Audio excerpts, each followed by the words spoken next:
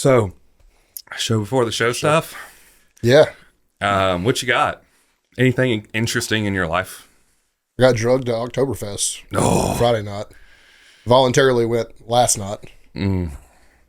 Brian was sending me some stuff about Oktoberfest, and it sounded like a mess. It kind of was. I mean, we just walked over there last night for a beer because we had a date night, and it was in walking distance from the house. So we went and ate, and then drove back home, parked, and went across the street to Oktoberfest. So We similar date night, but not Oktoberfest, and much more of introverty date night. We went and picked up food and brought it home, and then we just watched wrestling. That's what we did. Yeah, we went to Wissota, the chop house or whatever. Okay. Yeah, it was good. Most expensive bill outside of Las Vegas, Nevada I've ever paid for. Dang. But it was worth it. It was really good. That's cool. Did you have any fun this weekend? I think you posted some stuff. Oh boy, you saw that. Well, I'm not a big going out person. I'm pretty introverted, but I went out for a friend's birthday Friday night to a karaoke bar. And What was the song? What was the song? I forget. Did I post the song? I did. You did. So my friend and I pretty much closed out the main stage by drunkenly screaming Girlfriend by Avril Lavigne. Yeah, that's what it was. I don't think I could step foot in that venue again. But it was a lot of fun. That's cool. That's cool. Karaoke. Yeah, funny story, true story. I've only done karaoke one time in my entire life. And you participated. I did. I was like 9 years old, and I don't remember anything. I remember saying, "Hey, can I sing this song?" And they were like, "Yeah." And I don't remember anything else. I don't remember the reactions. I remember nothing. Well, that's fair. I remember going on the stage and walking off. I think it's probably a good thing. Most of the time, this is my music snobbery coming into play here, and but most of the time, if karaoke's happening in an establishment I walk into, I promptly walk out. We did go to that one in Florida, and we were heckling the music the whole time from inside, so they couldn't hear us. But we were definitely like, "Oh."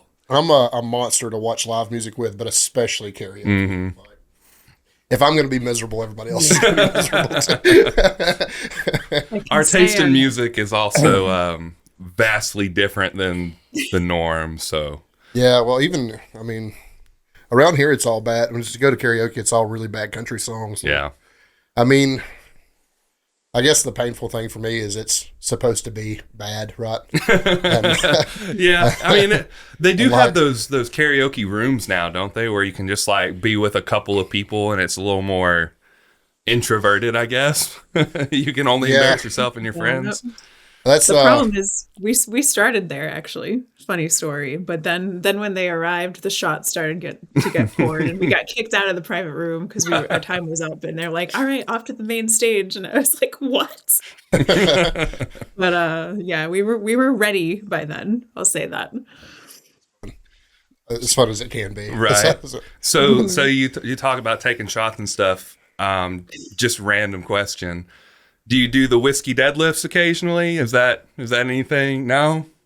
This might be the first time I've had a shot of anything in over like 2 years. That's not something came out of me that night that was very different. No whiskey deadlifts. Usually not a huge drinker, big fan of red wine, just occasionally. Are you like the bubble bath, red wine? Like, yeah. Oh yeah. Not Netflix. I get that. I'm not a big fan of wine though, but I've never had a wine that I just liked, and I know you have to find that specific one. Like that's how it is, but it's part of the experience, man. Since I've gotten more and more into whiskey, I like the wine more. But I think it's because I've just ruined my palate. it all kind of tastes the same beyond a certain point. I don't know. So, we make some pretty flavorful old fashions on the show. Yeah, we do. Yeah, been a while. Been a while. Sobriety. 2 months. Mm-hmm. It's been a minute. I'm in prep, obviously, so I'm competing at now Powerlifting United Nationals in October. So no alcohol for the whole entirety of prep, and You got a feeling we'll cut loose in St. Louis. Oh yeah, a little bit. the night that we get home, not home, but in the Airbnb, we're gonna have a bottle of Jim Beam Vanilla and Coke. It's Coke Zero. That's what you want, huh? That's what I want. That's all right. That's my go-to. That's what I want, and that's it. That's going to be my Sleep children. till about noon on Monday. Probably. I don't know if I'm going to wake up. We'll find out. I usually sleep until noon anyway, so it won't be much different. That's night shift problems, though. Yeah, that's night shift issues. Fair, I suppose. I just got to explain. I feel like I got to explain myself about the karaoke thing. Okay, go for it. Please. It makes me uncomfortable. That was my first career, was music. So like, it makes me uncomfortable when it's done poorly. I don't know why, but I'm not just trying to be an asshole, but it's like, you feel it deep in your soul. I feel it in my soul. So I'm sorry for being a dick about karaoke. By the way, if you can't tell, language is free on this show.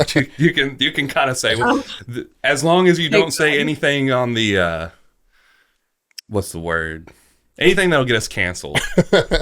Like that's kind of like, just don't get us canceled, and we're pretty cool with anything. We can't afford to lose our good. I'm a big fan of that word. Listen, we got like 30-ish. I looked at the stats. We're actually climbing a little bit. There we go. Doing good. The past 3 months have been really good. So hell yeah. Cool. That's good. Yep. Was that show before the show? That is the show before the show, I believe. All right. Well, welcome to the Sip It and Rip It podcast. I'm Zach. He's Nathan. You can follow us at Coleman_Barbell, at Nathan Skiddios, at Sip It and Rip It. And Brooke, what's your handle? Power Brookie. Power Brookie. Is there a period in it? Nope. No, it's just one. Okay, I couldn't remember. One nonsensical word. Pretty cool. easy. Easy to remember. Brookie. Yeah. I always Power think Brookie. of I always think of brownie cookie. Like you get from I had a whole Domino's. tray of those like Thursday night. Man, from Publix. I want half a gallon of milk. I want to eat junk food so bad. So I did not bad. need it. That was mentally that was a comfort food for sure. That's fair. That's fair. 100%. Yep. What do you got next? What do you mean? What do I got next? What do we got next? Oh, PR songs? PR songs. Or no, We're talking gym this week. The gym this week. Yeah. What'd you do in the gym this week, Brooke? Oh, so switching feds to Powerlifting America. Mm-hmm. Elbow depth is now something I have to concern myself with. So I've been working on sync bench, and it is not easy. That's a pretty big soft touch to sync. A pretty big change. Yeah, for sure. I don't know. Yeah, I'd say. Oh, go ahead. Oh, I'm sorry. I was about to say to Nathan that we covered that on the podcast, and my only really big complaint about it was that it might not be great for women's bench press. Mm-hmm. That rule change. I mean, really, it's not great for men's either that do the large arch, but I feel like you see it more. Yeah. In women's bench press sometimes, but that was my complaint, and I'm sure it's a huge adjustment to bench press in one way. Like anytime you have to like wholesale change your technique, it's kind of a drag. Mm-hmm. Yeah, it's kind of like, for me, it was like the welcome change, because bench press is definitely my weakest link. So it's kind of like, what is there to lose, to completely overhaul my weak point? At worst case, it stays the same. Best case, it's better for me. So we'll see how it goes. Typically, a length and range of motion in practice will make you stronger. So hopefully. Yep, and hopefully it translates. That's a big adjustment, though. It is a big adjustment. Yeah. Yep. So is that your kind of like your big thing this week, or did you have anything else? Any cool lifts? Pulling conventional again for this block. So I'm competing in 3 weeks at my first Powerlifting America meet, and it's just to post pretty much any total. That's all I need to go to nationals in April. It's at my home gym, so it's perfect. The timing's not awesome. Great because I've competed 3 times this year already. So we kind of just, my coach and I were like, let's take this as an opportunity to build your off stands deadlift as well. So I'm actually really looking forward to pulling conventional in a meet for the first time since 2017. So that's what's going on. Yeah, that's been a while for sure. That's an adjustment in and of itself too. So lots of changes, at least temporary ones for you, huh? So keeps it fresh. We've had a similar situation, but with squats, where I was unable to continue low bar squatting because it hurt my back so bad that we've adjusted to high bar for this prep. And I've actually beaten my best low bar squat by 4 pounds. It was not a good squat. It was definitely an RP 10, but it went. And 545, which is my, I don't know what I've been hitting lately. The past couple times I hit 545, and they were very smooth and very good. So not too mad about that. Not at all. It's kind of the same thing. Like, it's squat is my weak link, so I'm basically just being able to take advantage of all the quad development I've had, and it's working out. Yep. Hope it shakes out, and I think it will. So, yep, been a good thing. What'd you do, Zach? Monday and Tuesday, I just kind of got in there and messed around a little bit because I started back with my coach on Wednesday. And that's been an adjustment because it's a bunch of athletic movement and a bunch of core movement, and 4 squat variations. I had 4 squat variations yesterday, so I'm a little bit beat up, but appreciative, and it's different. So I can tell you I got completely and totally wrecked by every session this week. So evidently he's definitely onto some things I was missing because I've never done so much core work before in my life. I can tell you that much. Like, it's been. I mean, that makes sense though with prior injury, that strengthening your core to keep you stable. And then almost everything's to a tempo. Had floor press this week for the first time in I still hate floor years. press. I hate it as a movement, not because I find it challenging, but because I just don't like it as a movement. But Ron's also a very good bench presser. So yeah, so it's not. I did this specifically so I wouldn't talk myself out of things. Like, if I had somebody else's plan to execute, like, it's just the only thing I have to do is execute. Like, right. There's not a whole lot of brain power now anymore. You know what I mean? So that's why. I mean, it's been good. I think that it's. I am excited about it. I know it don't sound like it, but it's just because I've got this shit beat out of me the past 3 days. So it's hard to sit here in pain and tell you that I'm having a good time. But I'm having a good time. It's been fun. So I'm not mad about it. SSB squats yesterday. Not doing any comp squats at all. So it's going to be all SSB and front squat. Got dominated by tempo front squats with a weight that I can overhead press for 25 reps. So it's been a hell of an ego check too, for sure. So I mean, it's good. So it's same thing for me as it has been for y'all. It's been an adjustment. But we will make it, and we'll get better for it, I hope. So that's the plan anyway. How about you? You had a big week. I had a fairly big week. I had 2 big lifts this week. I had, first was my deadlift. It was second session pulling on the kabuki bar, which is an adjustment. Very bendy. Talked about it last time. It's just being patient with it more than explosive off the floor. Really finding where it's at before you push off the ground. But I hit 675 for a single at an RP, like 8.5, 9. It felt really good. So probably I confidently could have doubled it. But obviously the plan is not to double it. So had to keep that temptation in check. Yeah, I really wanted to because it felt so good, but I was like, I don't need it. Like, we're so close to comp. I don't need to do anything crazy reckless. Sure. And then I had a bench press 435, moved like a paperweight. Like, it was kind of dumb. It was really good. I was proud of it. I was a little disappointed watching the video back. The pause could have been like a half second longer, and I would have felt a little better about it. But if I get a fast press call, it'll be all right. If they're giving slow press calls, I'll just have to grind a little harder probably. But I think we're in a good spot. Yeah, both of those lifts are going really well. But doing those 2 lifts and then after that big bench press, going in the next day and trying to squat, even though it was not heavy, that was brutal. I could barely accomplish anything, and my accessory work suffered. But that's just kind of one of those hits that you have to take sometimes. Yeah, that was the last heavy day of prep too, so you shouldn't feel that way again, hopefully.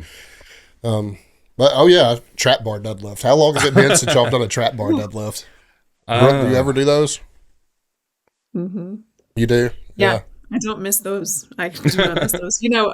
I started doing them. I had a back injury as well, and I started doing them obviously you can't sumo a trap bar deadlift, but I had trouble keeping my bar path clean and actually ended up retweaking my back over time, which is not the usual outcome, but I can be funny sometimes like that. So yeah, it's been, so we're doing it for basically to find your feet, find your quads in the deadlift. That's pretty much the reason was given to me. And it's not something I program a whole lot of. So I have never, I've dicked around and pulled for fun on a trap bar, but I have never done a real serious session on a trap bar. So I guess my future has a lot of trap bar in it as well, which is an adjustment to say the least. So I can definitely see what his line of thought is, though, because that was one of the things. My big thing when I started doing trap bar deadlifts a while back was postural reasoning. Sure. But it definitely did help me find my quads. Yeah, I don't and ever my leave glutes. deadlifts with a quad pump, and I did the other day. Yeah. And then had to go front squat afterwards, which is kind of why I got dominated by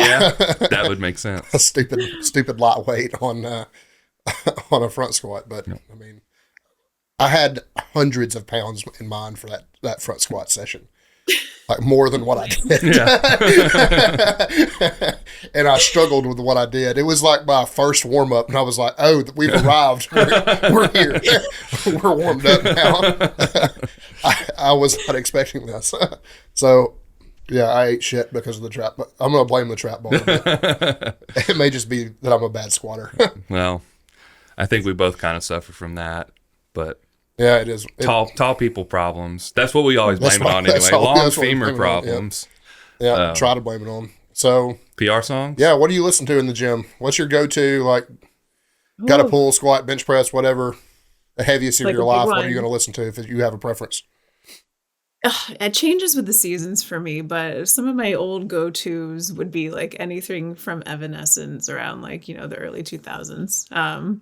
Those ones get me going, and that's probably very millennial of me to say for that era. But, it's definitely of that era. Like, and I'm not trying to pick fun. That's my mom's kind of music too. Like she loves Evanescence. She loves Amy Lee. Like, I'm a millennial too, so I definitely grew up with all that stuff. So, it's he's gonna be reserved. No specific song. Obviously Bring Me to Life and Going Under. I call those my deadlift songs. But to be honest with you, the more hype I get for a big deadlift, the more likely I'm going to try to grip it and rip it. And as we know, that doesn't work so well for sumo. So I actually lately, I've been shifting to like more chill music for deadlifts. And then, I think like for me, dialing in like the egotistical stuff. So like, I'll bump Kanye West on a different moment if I need like to hit like a squat rep PR. I'm all about that for squats because that's my lift. It's pretty natural to me. But it depends. Because if I need to focus and like move the right way, I have to be very careful with what I choose. I hear you. That makes a lot of sense. And I really like, as a coach, I really, really like that answer because I go as far to I even program when people can listen to certain things and when they can take pre-workout, ammonia, like stuff like that. So like, I really appreciate that answer, and I think it's a really intelligent one. So I think you're doing right for sure, 100%. What do you got in the way of PR songs this week? I'm just going to drop one, and it's something that randomly popped up on my Smart Shuffle when I was in the gym one day. I can't remember which day, but it's called "Chimerical Reality" by And Hell Followed With, and it was really heavy. It was really cool. It was a lot of fun. Oh yeah. Random band, never heard of them before, but they were just on my Smart Shuffle. I was like, I'm going to keep listening to them, check them out. I know you've got something that just came out that I feel like you might be putting on. It might not be what you think it is. I will say, this is not my entry, but because I'm a nerd about this section of the show, Wolfhart did, if you like, super evil Viking shit, just put out a new full length, which is awesome. But I found a shitty deathcore band that I like a lot, and I think you'll like it a lot, called Mona Borland, like the word, like the name Mona. Mona Borland's the name of the band. It's a song called Switchblade, and I listened to it today, and I was like, fuck yeah, this is awesome. I do love some dumb deathcore stuff. And that's exactly what it is. It's like early 2000s deathcore. Oh, okay. So it's really dumb like deathcore. Knee Deep, like kind of deathcore. Yeah, absolutely. So it's fun. I don't have anything. Don't really have anything else. I thought you were going to put the new organectomy out. That was really good. Yeah, it was really good. And she's just like, "What the fuck are you talking about?" Yes, all right. we like a lot of disturbing music. No, Not I'm disturbed. collecting data. That's why I'm blank, because I'm like, all right, I got to check this stuff out. Oh well, that's good. That's a good guess. It's yeah, we listen to some pretty vile shit though. I Yeah. can't lie to you. It's not the only thing I listen to. It's just anabolic places are for anabolic music. Yeah. That's Yeah. you know what I mean. It just is what it is. Whenever I can take my own advice and start dialing back what I listen to in the gym, I will tell you. But until that day, I'm probably going to keep blasting some super heavy shit all the way through my workout. Right. I feel like it's the most fun during accessories and stuff like that. Just because it's like nonsensical and like you can kind of just bust through your accessory work. Yeah, and two, I think Nathan knows how calm I am anyway about lifts. I'm really pretty good about zone. Don't feel like I need it anyway. Yeah. So it's not like I felt like if it was one of those things that interfered with how I was about to perform, got me too anxious, got me to where I didn't think about things, I would probably be a little bit more open-minded to not, I think both of us are pretty calm lifters. Like if anybody's ever watched videos of us lifting, we kind of just approach the bar, do the thing, and then if we get excited about it afterward, that's a different story. But yeah, hell, through the lift, even afterwards, I'm like, like immediately it's like, well, I wonder how long it's going to take to get this much more, or right, immediately thinking about the next lift. But yeah, also though, being the coach in the gym, I don't ever have my headphones in. It's always on the PA, so like, it's not like it's just getting popped right into my fucking bloodstream anyway. You know what I mean? Like, I'm probably answering questions between things and not getting to be super attentive to the music I'm listening to anyway. So, I mean, that deadlift, I kind of just flipped my belt and then gave a thumbs up as I walked away. Like that was the gist of my celebration. I mean, I was excited, but like that was it. Like, I mean, I have a weird thing now too about, I get pretty down if I don't meet expectation, but I don't think I'm at a point too. I don't really like or appreciate celebrating something when I've just met an expectation. That's fair. You know what I mean? Like maybe that's sports psychology at play or something. But like if all I've done is meet expectations that day, then there's not a whole lot of reason to be like that's fair. super excited, PR or not. Like yeah. I think for me, like the longer I've gotten into this, the calmer the lifter I become. I'm not a super hype lifter either. The only thing you'll really notice with me is I'll grip the bar when I set up under my squat harder. I'll be a little more aggressive with my setup if I'm hype, but that's pretty much it on my end. And then, I mean, and then also always wanting more, right? It's like the next PR isn't as impressive as it would have been to you 5 years ago because you're capable of more always. And there's going to come a day where you're not impressed by what you just did. Yeah. And unfortunately for me, like I could go set a bench press PR tomorrow, and by Tuesday I'm thinking about how I get the next 100 pounds on the bar. It's weird. And, it may be, I mean, obviously that's an extreme example, but well, I mean, not it's really. Always what's next. You know what I mean? Like it's always what's next. Like you think about people at the highest level of this sport, guys like John Hack, right? He literally set the world record dots for a male. And he was kind of like, man, I wish I could have gotten that deadlift. Like, it was like, bro, like you broke a world record and you're upset. Like you get, I don't think it ever stops. It's one of those things though. I mean, like that's what I was talking about with expectations. When you just meet expectations, it's kind of like, I'm glad y'all are happy, but like, this was the bare minimum for what I wanted for myself. You know what I mean? So I don't know. It's a weird thing, but I don't need to add any more to it. I don't think. I think we got that complete thoughts on that. Yeah. So just getting right into it. So Brooke, let us know like kind of how you got started lifting. What kind of like did you play any sports as a kid? Did you like transition from a sport to powerlifting? What kind of kept you in powerlifting? Give us kind of like the rundown. Sure. As many or as short of words as we want. All right. Well, I, like many college students, gained some weight toward not the beginning of the years in college, but actually the later years. And I was like, wow, like my diet has tanked. I'm heavier than I used to be. I'm not in great shape. What am I going to do? I had always played basketball growing up, and I was playing pickup a lot just with whoever wanted to play. But I kind of fell away from that, and I was left with like, oh, well, running is available because that's what everyone thinks you have to do to lose weight and get in shape, But I was like, I don't want to do cardio.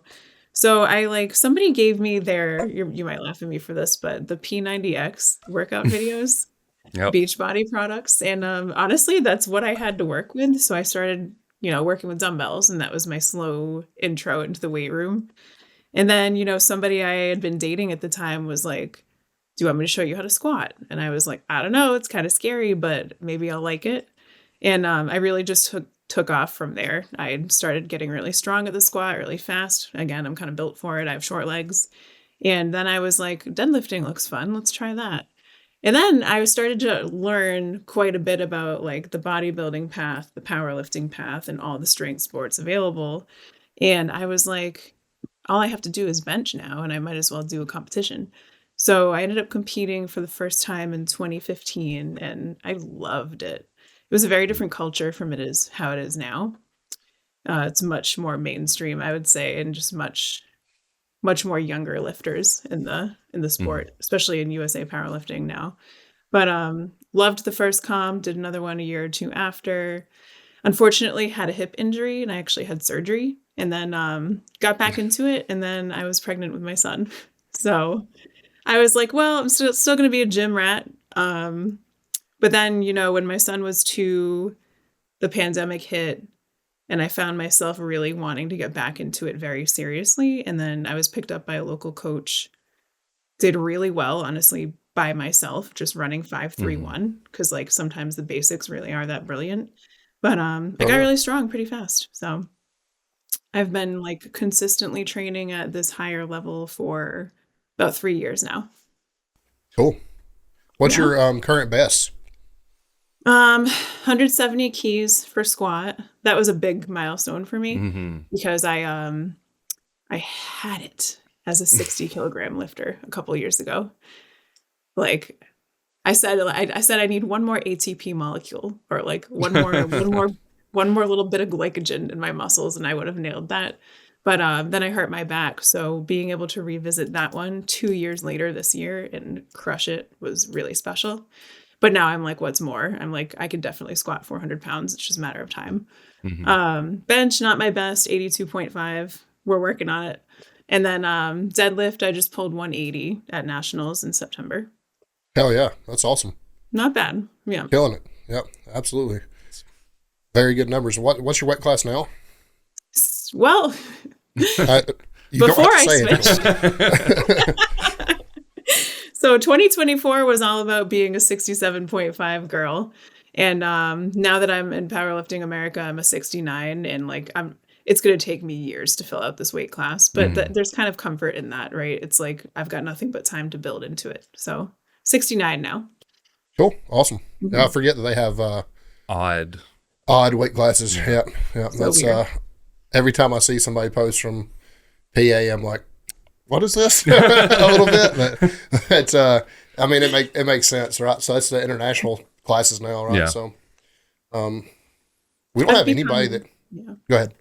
Oh, I was going to say, just more and more over time, I've become less attached to what weight class I fit in, and more attached to just getting stronger in general. So. Yeah, that's a Joe Sullivan mindset. He is always preaching like, oh man, I need to lose weight. Like people telling him, I need to lose weight so I can get my dots up and stuff like that. And he's like, you just need to get stronger to get your dots up. Like that's all you got to do. Even Brianni was against him on that one until she went up a weight class and got stronger and her dots went up. And she was like, oh, I was wrong. So, I mean, I still hold to, and I know Joe does too, though. If you have two people that weigh identical, the obviously more athletic person is probably stronger. Yeah. The person that obviously carries more muscle, like you need to like fill out weight classes responsibly for sure. Yeah, deterring obviously all other factors like experience level and stuff like that. Absolutely. But I mean, that's interesting though, because I do not have those weight classes memorized. I cannot tell you a single thing about those weight classes other than what she just said. I mean, that's almost alien to me, like a little bit. But the only one that I don't know if this is USAPL or PA or what. I think 105 is their 110, right? Oh, I couldn't tell you which one it is either, but I think you're right. I know they have a 105, That's but 231. That makes sense because that's the same as Olympic weightlifting, right? I think. Is it? I think so. I don't know Olympic weightlifting. Yeah, I want to say 105 is a class in that too. So, which See, that's I mean, foreign to me. yeah, I have coached that a little bit. We don't have a big PA presence here in Alabama We yet. don't. We'd It's like mostly to. USAPL. We had USPA until everything happened. We don't really have USPA anymore. Pretty much USAPL and PLU. And, Yep. And PLU obviously just started. Yeah, so so some oddballs. Yeah, SPF. SPF, RPS occasionally, and then those other weird multi-fed meets, multiply meets, Yeah. APA, shit like that APA. comes to Alabama from time to time for some reason. I don't know. But yeah, definitely no PA representation in Alabama. Not much of one anyway. Yeah. I can't sit here and tell you off the top of my head a single lifter Not that I know personally. Not that I yeah. know of. Which is kind of sad because you know we want to represent it, as many people represented as we Yeah. can, but not really sure what the gripe is. Maybe it's a meet director thing, or It could just be that something, we don't have anybody. I mean, I don't know how the hierarchy works, but I guess they'd have to have a state director, and I don't know. Is there a state director for I'm Alabama not for even sure. PA? Yeah, so it's kind of The wild, politics of stuff is not what we're not what we're best at. not what we're best at. No, not at all. And then on top of that, like you said, because nobody's actively competing in it, like Right. as a coach, there's not always a lot of need to keep up with it, at least on the local and state Yeah. level. Obviously I'll watch other people. But to be honest, I think the only people I follow is Brooke and Lane Norton. Is Lane in Powerlifting Yeah, America? he's in He Powerlifting is. America. Did he swap, or was he always in Powerlifting America? He swapped when the IPF changes happened or whatever. Okay, And that makes sense. yeah. Because he's all about going to Worlds. Didn't Yeah, he for win sure. Masters Worlds like last year? I think so. I think Yeah. He killed did. it. Yeah. Second this year, or no? Was it second this year? I feel like he missed gold either last year or this year. I don't remember, but I also don't remember when the Worlds happened this year Right. for the IPF. So I don't know. I don't know. I'm talking out of my butt now. So. Yeah, no, right. You know what? We don't have a large representation in Massachusetts either, but I'm just grateful that, we have Megan Scanlon who trains at my gym. Oh yeah, So that, she'd be, in the presence in our state pretty much. Right. That's Yeah. good. So you're going to your first meet. Do you know how many people are signed up for it? First meet It's with Powerlifting relatively America. small. Yeah, there's 2 sessions. It's just one day. I want to say it's in the 30s total. It's not a big meet. That's not too bad. No. Some like typically for us, our small meets are 20 to 30 that I've been to. And then our bigger ones like the Maverick usually has like 60, 70. well, I think they have a 50 cap. Do they have a 50 cap? I thought it was 60. It might be. I want to say it's a 50 person. But they cap, usually cap every time. Yeah. they always hit it. Yeah, but Because the Maverick is like the Alabama. yeah, definitely. And it's actually happened this weekend. Yeah, it is. Shout It's out coming to weekend. shout yeah. out to them. For those guys. Yep. We kind of went on a tangent a We little did. bit. So getting back to you, Brooke, is there anything else you want to add before we move on as far as like your history in powerlifting and lifting in the gym, stuff like that? I don't know. I mean, there's so much to reflect on, right? I mean, I remember you asked me and I didn't answer like what's kept me in it.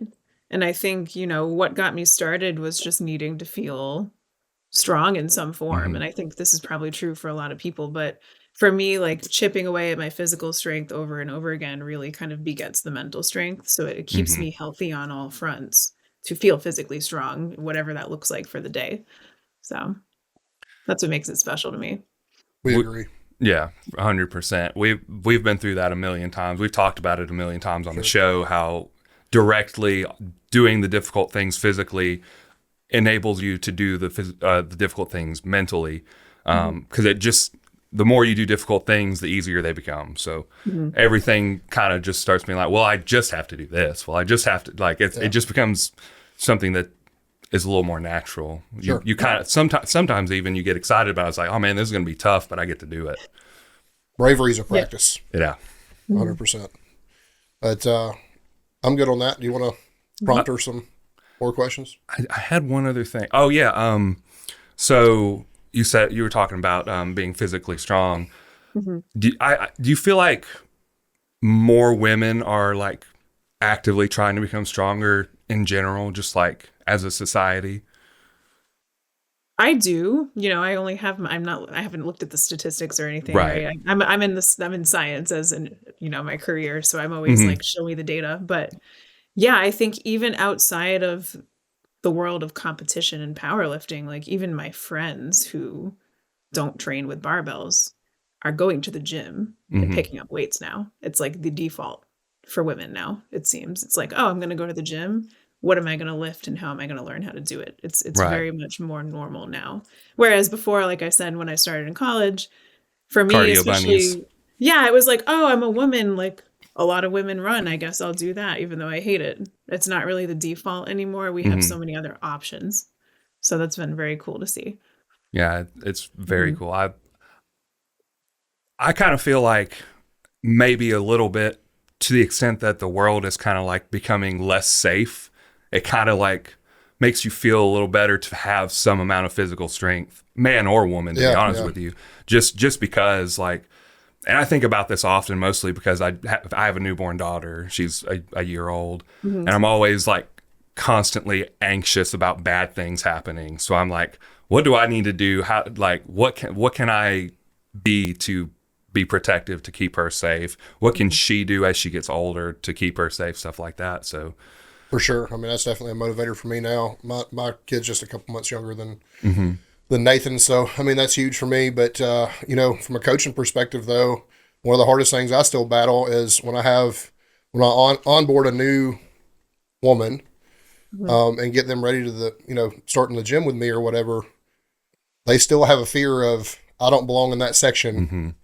They pay the same gym membership and the same personal training dues as everybody else does, but it's still like, that's not for me. This isn't, I've never been over there by myself. We're going to have to work over there. We're going to need to train when there's not a lot of people here, this kind of thing, because there's still like even if there's not like a public stigma about it, there's still like this idea that they don't belong. And that's, that's sad and ridiculous, but I fight that every day in my career. I think it probably, at least in our gym, it helps to have Tamara there because she is a very strong woman. For sure. And she wouldn't allow any of the men to bully the women out of the weight room. She'd go up there and she'd be like, you want to leave this gym right now or do you want to leave her alone?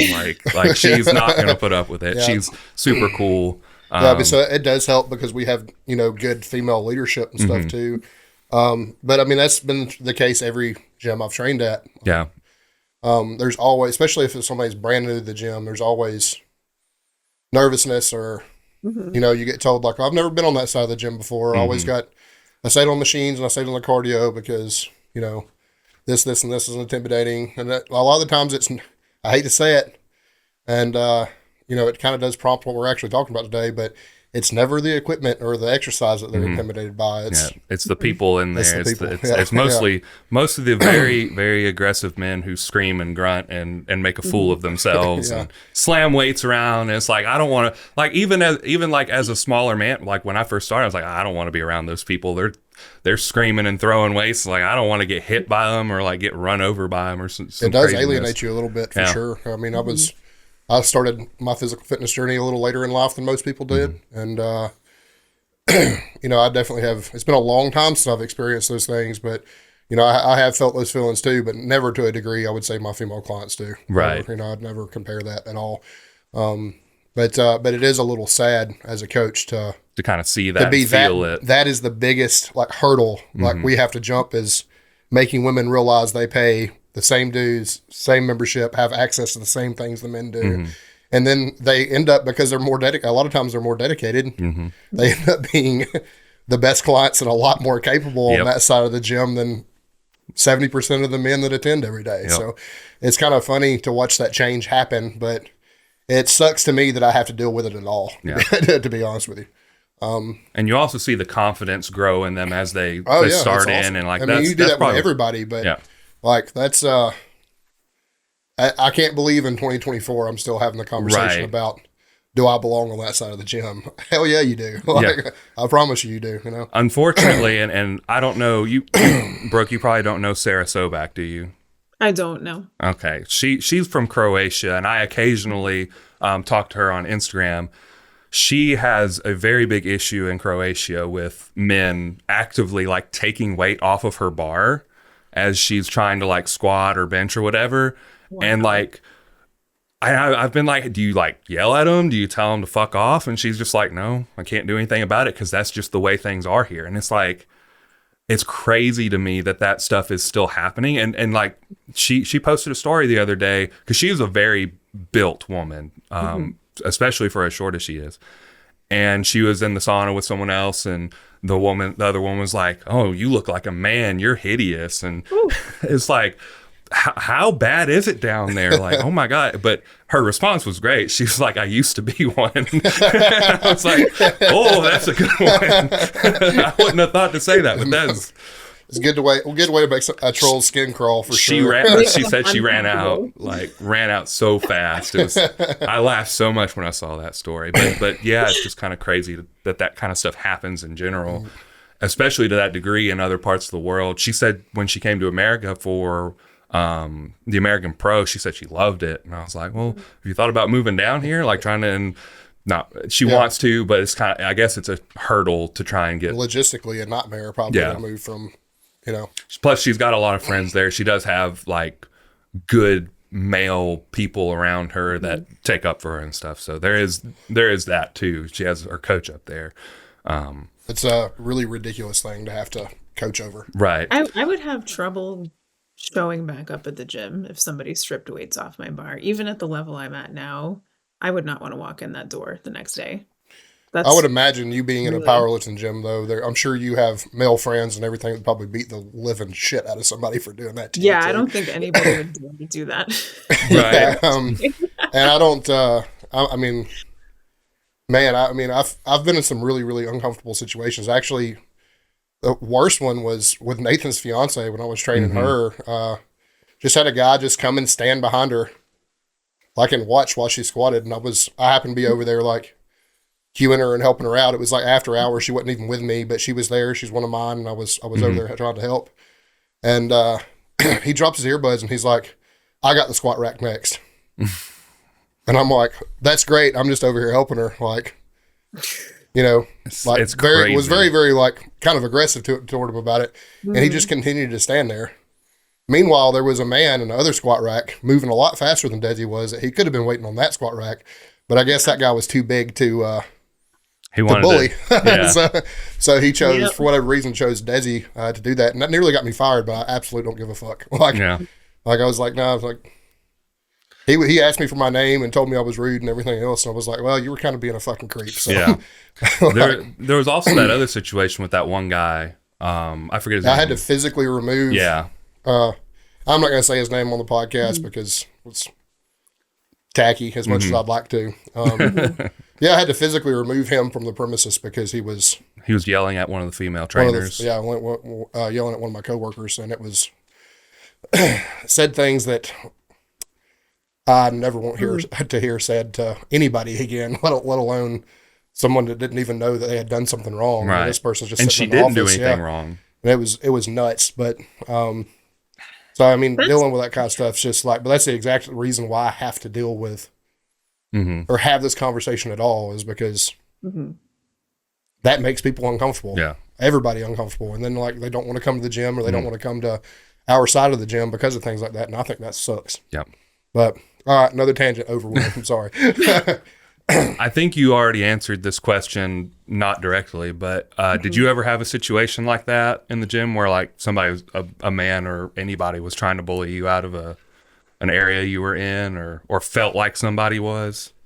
Well, it's funny you mentioned the man standing behind a woman while she's squatting. I don't think this particular situation was meant with the intent of bullying, but I remember I was probably 22. So I was very new at lifting still, a couple years in, maybe 23 or 24. But I was just going about my business squatting. And this guy was like hovering behind me and moving back and forth, like trying to decide whether he needed to spot me or not. And it was so distracting to see him do that in the mirror.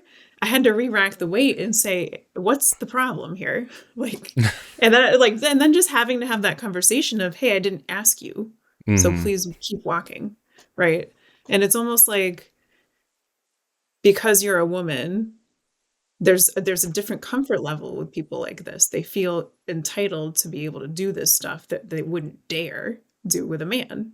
And that's what bothers me the most with those situations is, all right, it's like, okay, if you would filter that out with a larger person or a man, like maybe reflect on yourself and don't do it in this situation then. Right. It's another thing when you see somebody like stuck at the bottom of a squat and they're actively like they can't move, but like if they're doing just fine, I mean, I don't know. I even feel uncomfortable if nobody asked me, just running over and helping somebody, even if they're struggling. I'm like, maybe they don't want my help. Like maybe they're gonna get mad. There's that one guy, he was squatting and had a bad spot and it killed him.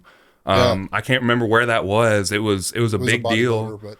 It was a big deal for a while, it was a few months ago or beginning of the year, I think. Beginning of the year. But it's kind of like, if I do that, like, maybe they're going to dump the bar. And if they're going to dump the bar, you don't want to be behind them when they dump the bar, because then you're going to catch it and it's going to hit you. And there's a lot to think about when it comes to that. So I don't really like that for anybody, like just hovering and stuff. Coach's perspective, you got to have some situational awareness. Like, when somebody, you always get, especially if they're relatively new, you always get that like awkward look around the gym for a spotter. Like, that, then it's probably okay to come offer. Right. If somebody's actively in danger, like I'm probably going to put how you feel about it aside, like, to be honest with you. But like some situational awareness, and like, obviously this person hasn't asked you. Right. This person like is distracted by your presence. Like it's not helping. Like, if she hasn't struggled, she probably doesn't need it. Right. Like, what are you doing other than just being, and kind of an ass, you know what I mean? I hate using this kind of terminology, but like, I think there's a lot of, especially on, it's usually the smaller guys who want to like white knight these women and like, I will save you from this weight that's crushing you. It's like, it wasn't crushing me, bro. You can't squat when I'm squatting. Exactly. Yeah, I think that's probably, probably pretty common. And I can't lie to you. I mean, working in a gym, it's pretty obvious that, and I'm not saying this doesn't go both ways a little bit, but more so men, there's a lot of men in the gym looking for a phone number. Yeah. And it's pretty fucking obvious. And I think that's actually kind of fucking weird. Yeah. And a little gross in and of itself, but I mean, because I would say most people who go to the gym to escape and kind of like be left alone. I know that's my, like, I don't mind talking to people when I'm at the gym, especially if it's friends and I haven't seen them in a long time. Like, I'll sit there and talk to Austin or Logan or whatever and, chit chat for a little bit, even if I'm in the middle of a workout. But like, generally speaking, I don't want to be bothered. Like, if I go to Hartsville, I'm like, leave me alone. Don't talk to me. I'm doing my stuff and I'm going home. Yeah. I don't know what it is about men specifically that think women want to be bothered in the gym. I feel like that's pretty low on the list of how I would do things. Right. If I wanted female attention, you know what I mean? Like, I don't know that's really, I don't know how that works for too many people, to be honest with you. And I don't know why they do it, but I mean, but maybe I'm a little unaware too, because I mean, me and Sandy started this together. We've always been in the gym together. Like, so that's never been a situation I've been in, but, at the same time, it just seems really fucking stupid. Yeah. Again, it comes down to the situational awareness. I actually met my son's father at Gold's Gym, but like we had been going over time, right? Sure. It's not like he was just immediately asking me out. We kind of just became friends. You mean it wasn't because he like rushed into spots you needed or anything? Nah, he knows even now. He's actually been dabbling in powerlifting. It's very funny to watch. Just we have a great relationship. We're obviously not together anymore, but I'll roast him, and I'm like, I'll be in the crowd taking videos, but I'll be like, I've been doing this for 10 years, and he still won't ask me for help. Okay. There may be a little bit of pride involved in that. There could maybe be, a little, just a little. What do you got for? So obviously, one of the reasons why we even had this call set up is because you reached out to me after we covered your story. It was a couple weeks ago. And you said, hey, not necessarily in these words, but I felt like you kind of wanted to come on and talk about it and kind of like air out everything so that, we covered like kind of like, what's the best word? Like a formatted down kind of part of the subject. And you kind of explain everything to a greater detail and kind of, just get your story out there basically and let everyone who wants to listen know and give you like a long format to talk about it. Yeah, after, I guess I'll start here, but like right after nationals, and I'll get into the details of how disturbing that whole trip was for me, shortly, but I had just had enough. So that's when I started talking about it very openly. And I think that's when you guys probably found my content. And I noticed like people started talking about it and I was like, okay, this is really great for the sport as a whole, but let me offer, because I think people are afraid to ask me to talk about it, which I respect and appreciate because I've gotten hundreds of messages. But like I'm very open and like my stance is always that, okay, I made the very conscious decision to air this publicly. Like I'm okay to talk about it. It's not going to put me in a weird place anymore. But yeah, it sounded like you guys actually got it pretty accurate. But I'm happy to share whatever details are missing. I mean, I guess to Nathan's point a little bit. I mean, and I expect it to be summarized, obviously. But I mean, because we may have skipped out on details, I guess just tell our listeners like what you experienced and sure. everything that happened. I mean, is that what you kind of were thinking too, just, Nathan? Just kind of go through the full thing, like just from start to finish, like everything that you want to or feel comfortable telling to the world or the 30 people that listen, or if we get some new ones along the way. I think even if I share, post processing here, like maybe it'll clear things up for people local to me still, who knows. But yeah, it began with, obviously I will say his name because I think you guys have, and obviously it's not a secret. Dan Howell is my ex-boyfriend. He has been a staple in the community in Massachusetts for years. He's been in it as long as me. Very strong person physically. I had known him a while. We started dating in February of 2023, and it got bad pretty fast, but it got bad slowly. And I always think of the analogy of like, if you're a frog sitting in a pot of water and it starts heating up slowly, it's like, you don't feel it heat up if it's gradual, but then all of a sudden you look around and you're like, my skin is burning and I'm going to die if I don't get out. That's kind of how abusive relationships go. And it was a pretty textbook gradual escalation for me with him. So it's been quite a year. But February of this year, I think it was the last weekend in January, I kind of hit my this is the last straw moment. And I'd been working with a new therapist for quite some months, and she had point blank told me, hey, this is domestic violence. And it's always risky, I think, as a professional to say that out loud to your clients. But I think she could read that I would accept the truth and it would resonate with me. And like, honestly, she wasn't the only one telling me, and I knew it to be true too. It's just that when you're caught up in it and like the arguments happen and the gaslighting and the manipulation, it's just so very difficult to keep your head on straight. So like, I finally hit the last, I was like, this is the last time any of this happens. But what happened at that time was I had been arguing with him. He had cheated on me earlier on and just made the promises to change and didn't. I noticed some sketchy behavior continuing, and I had kind of reached a point where I was done letting it slide, and I was willing to have the argument because I was just so fed up.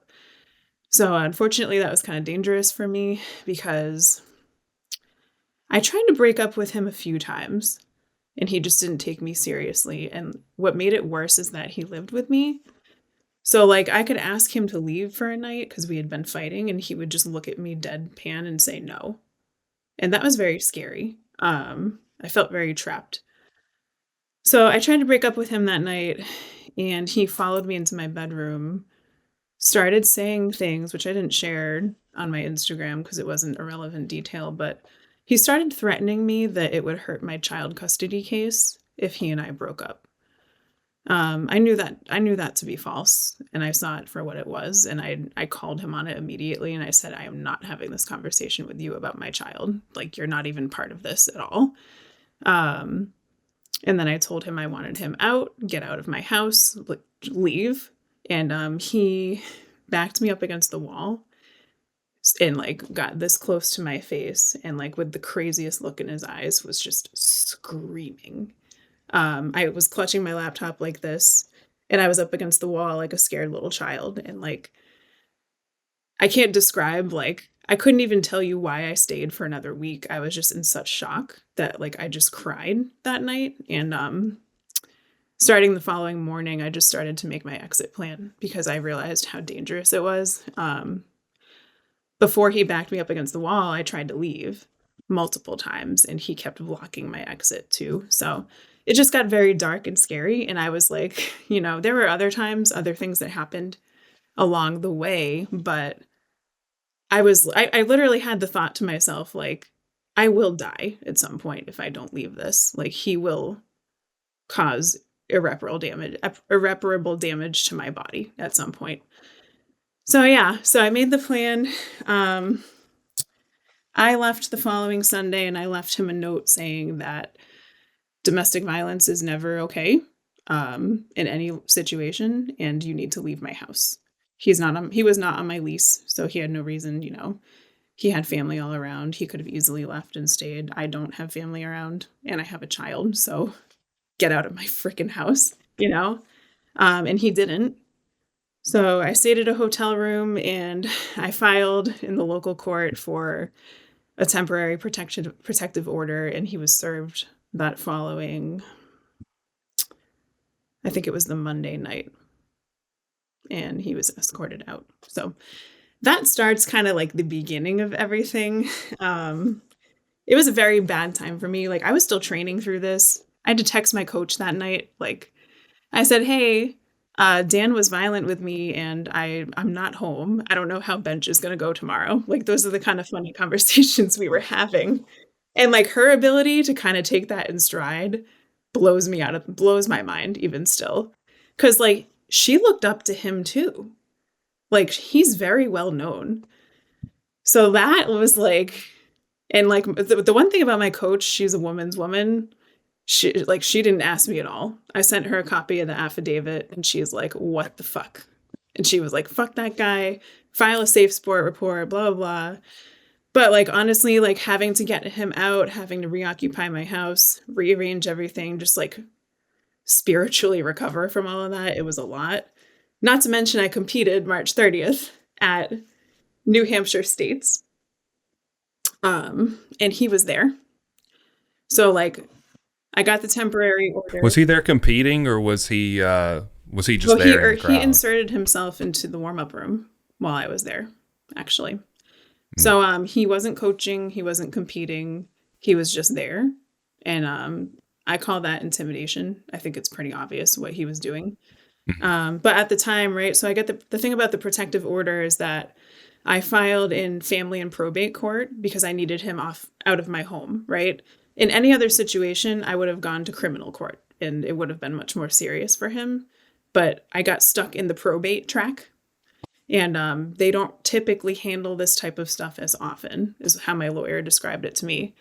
So I had the temporary order with the, like, you must stay 100 yards away, blah, blah, blah. But when we went back to the hearing for the first extension, she took away that distance requirement. And he really loved that. It was not good for me. So like, as soon as that was taken away, again, he's in the warm-up room, has no business being back there, didn't pay, not wearing a wristband. Like, the organization as a whole just let it happen. And like, the people directing that meet knew there was a restraining order in place. So I'm not going to say those names here because I think that those individuals involved were put in an impossible situation, and like, truly, like, there's no map for this in USA powerlifting. Like, and that comes from the top down. Like, my frustration is with the organization at the top level with all of this. And like, how can I blame the local person, you know, when they don't have a system telling them how to handle it? So I'm not going to name these people, but like those are the facts of the situation. He was allowed to walk right in knowing that he had victimized me. So I put up my best total of the year that day. That's when I nailed my 170 squat, my 82.5 bench, which was a 12.5 kilogram PR. And I had the best performance, but like it was not easy to be there. And just feel so betrayed by the few people who knew at that point. So then, you know, dust kind of settles, or so I thought. That was March 30th. The following weekend, I get a text from a friend at my gym. Hey, Dan's here. Just wanted to give you a heads up. And I said, you have got to be kidding me. When I was dating him, I asked him to come to this gym with me multiple times because we had been there before just as visitors. He never wanted to go. So the whole month of April, Saturday 1, Saturday 2, Saturday 3, he's there. Why? I don't know. Well, we do know, you know, it's intimidation. It's him like doing everything he can to remind me, hey, I'm not going anywhere and you have no power. That's the message that was communicated. But one of the days I was there, and it was bad for me mentally. And, you know, as all these little things started happening, I was slowly drip feeding my story on Instagram through close friends to people who I thought would get it. But like they started just sending it to him. I wasn't believed. People thought I was crazy. So look, the one thing about me that you guys don't know, I will say the thing. Like I'm a vocal person. I think you can probably tell. I don't hold back. When I have a strong opinion about something, I'm gonna share it. Okay. So maybe that's why I wasn't believed. I don't know. Like I'm a pretty honest person. I think that's the one thing people who know me know to be true, but I just don't know. But the bottom line is that nobody believed me. And the people who did just didn't say anything or do anything or show any support at the time. So like at the time, it was really only my coach helping me out and like helping me figure out what on earth, you know, and the people who warned me, like the person who reached out to me from my gym was clearly believed me. But, so yeah, 3 weekends in a row, he shows up. So I'm just like, I'm stacking the losses as time goes on. And I think like, I finally just started reaching a boiling point. So I competed at regionals in Maine in June and I won my weight class and he won his weight class and he got his pro card and he was celebrated widely. I started airing things very publicly right after that weekend because I was like, this is ridiculous. You know, he destroyed my life, like could have seriously harmed me deeply psychologically. And he's just like getting away with it. And he's being praised like he's some sort of god. I can't sit there and let it happen. Like the truth has to come out. Like it's too painful for me. And I'm not leaving the sport that I love. That was my stance. Like, nope, I love this. I belong here. I don't care if people believe me now. They're going to fucking get it at some point. I just have to keep telling my story. So I think around that time, guys probably saw my story highlight. That is when I started posting those texts, you know, and I started like retaining them for whoever comes to my store, like my profile and wants to see what the background is. So I started airing it out there and I wasn't nice. I was like, you're all praising him, but you weren't there in the car when he was like screaming at you and speeding on the highway like a maniac and like poking you painfully when you're crying too much to respond. Like you weren't there when I was backed into a corner in my bedroom. You weren't there when at the gym we went to at the time, he stared me down in the mirror when I asked him to stay away for the night. Like all of these little subtle things he's gotten away with because he so carefully curates his persona. He's a good guy. He's extremely warm and welcoming to new lifters. He is, you know, he'll spot everyone. But like, if you know him, you know it's because he wants the attention, right? So it's just, I saw through it all and I was like, something's got to give. People need to know, like, this is not okay. And also I forgot to mention, like, during the time I was moving or like getting him to move out, I reached out to his ex before me and she validated everything. and even went so far as to share pictures with me and the audio file that I eventually posted. So that really helped me leave. We're friends now. It was her birthday at the karaoke bar. It was a lot of fun. That was such a healing night because his other ex was there too. There were three of us actually. I'm not gonna name the third, but I think you guys are seeing the picture that no, this is a very pervasive pattern with this person. But yeah, so like I was holding on to all of that media because it's like it's not mine to share. It would really help me. It would really help me, but like that's against my value system to do that to her when she does not want to come public with this. So like one of Dan's sponsors at the time got wind of this and really wanted to be supportive, but it was like people aren't going to believe me if I state this publicly if nothing's shown. And like as much as that sucks, that's the truth of being somebody in a domestic violence situation, right? It's always like, oh yeah, well, where's the proof? Well, I don't know. Like, do I have to show you? You know? But like, sometimes you do. I wish I didn't, but I'll fast forward a little bit because I'm getting real wordy, but I ended up, how did this go? I filed a safe sport claim in June. I was assigned an investigator named Scott Gray. He called me up and said, wow, this is really concerning. He sounds really dangerous. I'm on it. I think this is actually a cause for action. And those are the words he said to me. At the gut level, I didn't trust him. And like, I know now why. I was like, I think he's playing with me. And it turns out he was, because he didn't call anyone else except Dan. He had the audio file in his possession. He knew there were 2 of us lifters in the state that he had abused. And things did happen at the gym. So like, I don't know where this Fed gets off saying that nothing has happened in the context of powerlifting, because that's just a straight up lie. But I lost my train of thought. That's okay. That's a lot, so I understand. Yeah. That was a lot.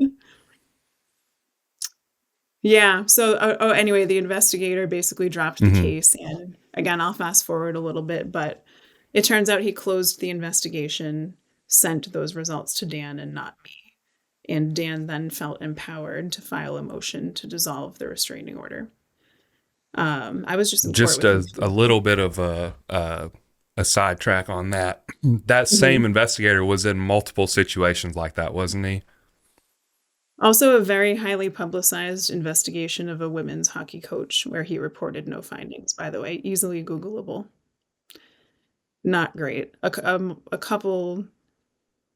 At least 3 women reached out to me about him when I shared his name and said, hey, me too. Really, really concerning pattern there. But, that's too big for me, honestly, to tackle that one. But I think like the gist of the situation is that I did everything I could using the proper channels with USA Powerlifting. And I was silenced over and over and over and over again to the point where it just got insulting, right? So going to nationals, I was on the same flight as him. So I'm in the airport. I'm waiting in the TSA line. I see him and my heart drops. And I'm like,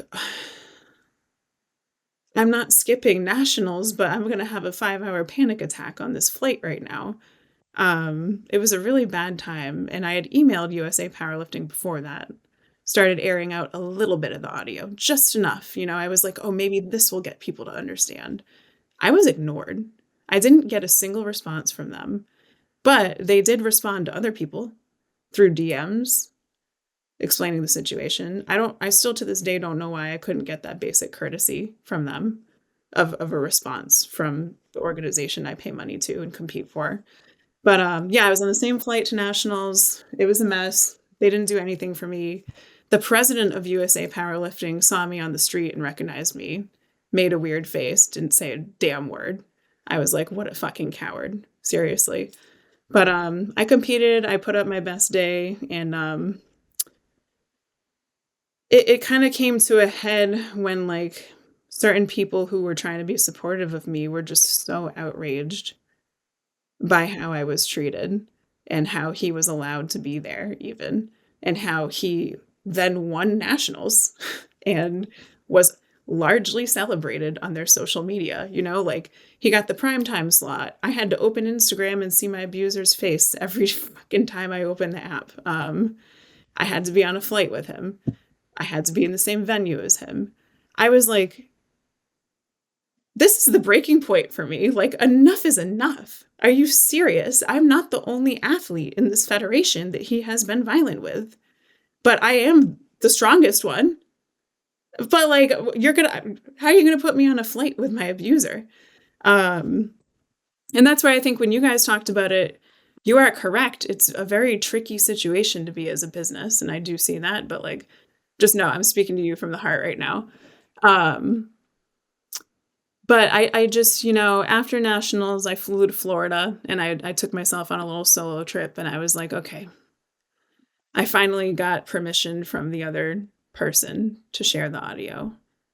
And then she started to feel more empowered because she saw the tides turn. The court of public opinion finally fucking got it, because how can you deny that it's his voice? He is known to scream loudly for people when they're attempting lifts in the gym. Mm-hmm. So hearing that same screaming voice in the audio when he's abusing her, ain't no question who that man is.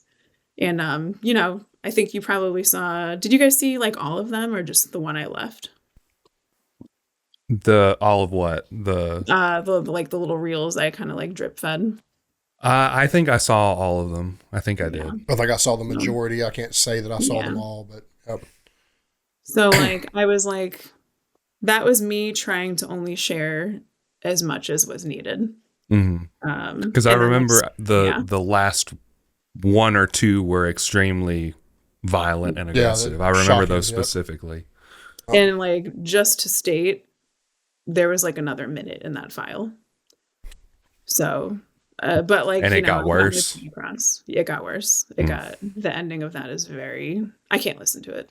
Yeah. So, I'm really proud of her. She actually like opened up her profile to be public too. And like, she collabed on the last reel with me. So at that point, it's like, you have to be a total asshat to not believe me now. A lot of people apologized. USA Powerlifting has not said anything. Nobody from any position of power at all in that Fed has apologized for anything. There's just no ownership. And I think, again, like, I don't fault the locals, but like, then I have to ask, if you knew about this and didn't at least help me file, were you not complicit in covering this up? Mm-hmm. That's a deep I think they question. were for sure. And yeah, I think it's directly tied to the fact that he's an international lifter, right? I mean, national, but he won. He probably would have switched to Powerlifting America before I did, to be honest. Okay. So I mean, this is somebody that's important to their brand, obviously, right? And that's what's really grimy about it is, I know I mentioned that it's really hard for businesses to govern everybody and everything they do and everything like that. And that wasn't me defending him or them whatsoever. But at this point, if this is somebody that nationwide people recognize this man and associate your brand with them, not even getting into the ethics of things, just strictly the business side of it, you have to sever ties. Like, and that's like, I own and operate businesses. Like, this is like going beyond how I even feel personally. Just like basic business of it is like, this guy's got to fucking go. Yeah. Like, and I don't mean to reduce it down to that, and that's not what I'm trying to do. But like, we're talking about the just surface level common sense of the situation. We're not even getting into the ethics of it, but just like the surface level common sense says, we have to distance ourselves from this fucking person. Like, this is bad. It doesn't look good. It doesn't look good for the sport. Definitely doesn't look good for us. Like, and I'm not saying that would have been enough, because I don't believe it would have been, but like, that should have been the bare minimum. Right. Like the very bare minimum, like as stripped down as it could possibly be, just to say, this guy fucking sucks. We can't associate with him anymore. Like, and it's difficult, like, for any business to just like drop one of their main guys or whatever, right? Like that's it's a challenge because everybody knows them and all that stuff. But I don't know. It just feels like it's grimy. It's sleazy. Yeah. It doesn't. It's like it's like saying like, oh well, he's really good at powerlifting, so he could kill his mom and I don't care. Like, it's like, really? Like, this it's is- just, Can we I please don't- think about that? right. Yeah, I mean, like, but, I mean, so like without even trying to tug on any heartstrings or tell anybody a story or anything like that, we know this to be true. Mm-hmm. Like, this looks bad. Mm-hmm. Let's just use a little bit of common sense and say, And- you know what I mean? That's like, I think that's what's appalling to me is like, they didn't even care. Obviously, they didn't even care enough to do that, and that sucks really bad. They didn't Like, care enough to give her a response. So it's like, that's like what I don't understand all these big organizations, because we had situation with the USPA with when, you know, predatory stuff going on.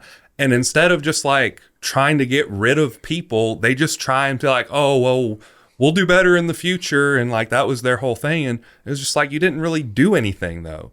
And like at that point, everybody just exited from the USPA, or most people did. And then it was just like, well, you just lost all your people because you didn't make a good decision. And I just don't understand why these federations and organizations, they just can't make good decisions. Yeah, Like, I mean, I think it's very, like I said, I feel like if you really don't want any involvement at all, if you're just looking at it from a business standpoint, which that's not the way you should look at it. I'm not condoning that, but like if that's all you do, the answer is still the same. Mm-hmm. You know what I mean? Like, I mean, that's what's really ridiculous about it. And let me just say, I think the whole process from going to the probate to dealing with stuff in court and everything like that, I think all of it's too difficult. Mm-hmm. So I think it's this conversation, you know, it could be another conversation for another day, but the entire process from top to bottom and every level you've dealt with is entirely too fucking difficult to get somebody like this out of your life. yeah. And that's what really I didn't sucks. have a place to live for 24 hours. When I got the temporary RO, they weren't able to serve him till 8 p.m. that night. I was living in my car. And that's my home that I pay for, that I'm on the lease and only me. That is messed up. That is so messed up. It's crazy. Well, and I'm not trying to like say, oh, you could have done this, but did you not want to call the police to have him removed, or was it? I didn't know what to do, to be honest with you. I just felt so. I can't imagine being in that situation, so I can't imagine what kind of. Yeah. But again, too, I think what makes these situations hard is like I loved him, and like a lot of the dissonance was like something must have gone wrong for this person who loves me to do that, and like I was really mind fucked after that last time, and I think that's why it took me a week to leave. That makes sense. That's I think that there's, and I've spoken about my issues as a child and stuff a lot on the podcast, but I think that one of the hard things that people don't realize about abusive relationships of any type, and I'm happy you recognized this when you did, but like it took me being in my 20s and actively going to therapy before I even realized I had a fucked up childhood. So like when you love somebody and you're associating them with, you know, in my case, you know, they provide all, you know, they make provisions for me. They provide everything I need. They put a roof over my head. You know, they take care of me in financial ways, stuff like that. Like it becomes normal. And because you love those people, you will make excuses for them. Yeah. And I'm glad you got out when you did. But on the USAPL side now, it's like they're making excuses for him because they love the guy. And that's, it doesn't make them a victim. That's not what I'm saying at all. But like, but now all these excuses and stuff are being made for a person that really, they don't deserve them. Yeah, they don't deserve And it. it took me a really long time to discover that those people don't deserve having excuses made for them. Right. But like, that's exactly what the USAPL has done. And, they've done it even from a side that makes it that much worse because they weren't actively involved in being abused by him. So it's like, we like the guy. Yep. Yeah. Oh, well. Yeah, I guess her life doesn't I think matter. that sucks so bad. But I mean, people do it, and it's hard to say. It's really hard to call it celebrity when you're talking about powerlifting. But like, people make this excuse for celebrities and athletes and everything else they love all the time, and I don't really know. And they make it about their loved ones all the time. Like, stuff like this gets brushed under the table because that's just how Uncle so and so acts. Like, that fucking sucks, you know. And that's I don't. That's for me. That's been the most confusing part of it is, hearing people that probably love you both make excuses for somebody that's obviously done very, very wrong. Mm-hmm. And that's something that I've dealt with in my life. I'm sure, I know you've dealt with it in this situation, but that's like appalling to me. Like, it's really, really hard to wrap my head around. Like, you have these facts. It's in, like, this isn't opinion anymore. Mm-hmm. It's just not me. It's not me just saying, I think this guy's a bad guy. We know he is. Right. Like, and excuses are still being made, and that's nuts to me. But, you know, I guess when I'm talking about stuff that can't really be fixed, but it sucks. Like, people lack the introspection to put themselves, or the empathy to be able to put themselves in these situations and be like, okay, I get it. Like, and you'd think though that they would at least have some amount of public opinion that would matter, right? Like if they came out and they were just like, hey, this is like, even if it's not like going publicly or posting publicly, like getting people like other powerlifters in the organization and saying, hey, this is the case. What's your opinion? Like, we want to navigate this the best way possible to make everybody happy, or at least the majority of people happy, and like, you know, try and make some sort of decision based on that. But I feel like they just kind of like, there's like 10 dudes in suits at a meeting desk, like, fuck it. I mean, this guy's great. We post him all the time. We're gonna go with this guy. I mean, and that's the problem, is indecision is a decision. Yeah. Yeah. Talk about that in every aspect and every facet of life. But like, indecision is also a decision. Like, the fact that you're just going to like shrug your shoulders and do nothing. I mean, does it suck to have a little egg on your face and be like, hey, we were wrong about this guy? Like, yeah, I mean, that sucks. But like, but it's better than just being like, oh, we support the I mean, that's abusive man. Like I just, that part just baffles me, that they continue to support him in spite of all this. I know his Instagram is now private, because I was curious if he had, I was like, I'm going to see, I wasn't going to follow him because I have no interest in following him, but I was curious to see like if he had posted anything or made any allegations of saying, oh, this isn't true, or trying to fight back or anything like that. But obviously he made his Instagram private, so anything he says is early on he did. Earlier on, he would post, I mean, and I wasn't looking, but people were telling me, you know, but he would post some very, it might have been true, but I'm going to call it victim mentality, playing the mental health card, right? He was posting illusions that he was suicidal when I first started talking about it. And I was like, this reads just like the manipulation when I left him, because the day I left him, he was frantically calling me and telling me, I can't do this right now. I'm having a panic attack. And again, knowing what this stuff looks like, because I'm pretty well educated, and that's the part that was hard. I know what abusive relationships look like. I know what manipulation looks like. I still fell for it for a time, and that hurts. But I was like, oh, he's drawing me in to feel bad for him. No, I blocked his number right then and there. So then when I saw those stories, I was like, this is just part of his playbook to get people to feel bad for him. But yeah, I haven't seen anything other than him saying he's going to step away from powerlifting because he always wants to uplift this community. And like, I just feel like he's up on a high horse now and being like, all I've ever tried to do is uplift the people in this community. And it's like, no, actually, like, no. To feed your narcissistic view of yourself, yeah. But like, you've abused at least 3 women who at one point or another were competing or lifting. Good people do good when the camera's off too. Yeah. You don't have to have validation from the internet. You know what I mean? Like, sorry, I didn't mean to cut you off, but no, you're good. I'm having a hard time hearing her to some extent. But I'm sorry. Yeah, I mean, good people do good whether there's a camera around or not, whether there's a sounding board for it or not, right? Like, I mean, it kind of it's 100% manipulator's playbook to just be like, to do all you can to make you look as good as possible in the public eye, step away or whatever the hell he's doing. But like, none of that stuff matters if he's not actively trying to get better in his personal life too. I mean, none of it matters. It'd be one thing if it was like, oh, I'm going to step away from powerlifting and go to therapy and like do all these things to try and make myself a better person and get away from these sorts of tendencies and stuff like that. But you know, if you're willing to admit it and to say, hey, I fucked up, this is a problem, I'm going to get this fixed, like whatever, that's not, necessarily an excuse to get behind him, Right. or or an excuse for the USAPL to be like, yeah, go guy, or nothing like that. But like, I mean, if he was making these public statements about actively wanting to do better instead of this woe is me shit, like it might be different, but it's not. And And it also doesn't undo, none of that would even undo what's been done either. Right. So, I mean, if he was serious about change, he probably wouldn't be posting any goddamn thing. To Right. be honest with you. That's true. But he'd be in a program right now if he was serious about it. And he's not, sure.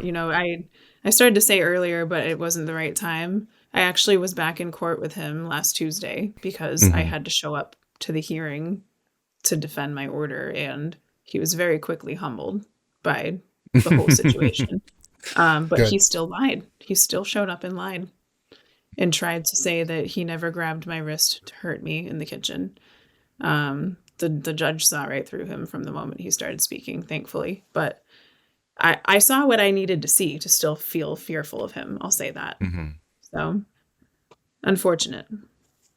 people don't realize, and I don't want to get in too much into your future or anything that you don't want to talk about, but people like him also don't realize too that this is probably going to fundamentally affect the way you treat every man you have a relationship with from here on out too. And that's like, even for me, like I can be very distrusting of family, very distrusting of other men at first, like stuff like that. Like, this has like a profound psychological effect on somebody once they've been through this that never completely goes away. Not to say that it doesn't get better, but I mean, that's an incredibly difficult part of your life now that hopefully becomes easier, but you'll probably always have to navigate to some extent. And that sucks really bad. Yeah. Would you agree with that? I would. And actually, like, I'm okay with sharing, like, there's somebody I was recently seeing, and when we would be having like a serious discussion, I have a hard time making eye contact when I'm feeling like Anxious. activated, like just in a serious, like intimate conversation. And he said to me, like, look at me. And I said, please don't ever say that again to me, because that was screamed in my face. There's a lot of little things, and like I didn't want to make my partner feel bad. And like to this day, every time he said it, he's remembered and felt awful about it. And I'm like, this is just not the dynamic that I hoped to have in my love life, but it'll be okay. I think with time, I think relationships heal relational trauma. So I think it would be the wrong choice for me to kind of go hermit mode forever.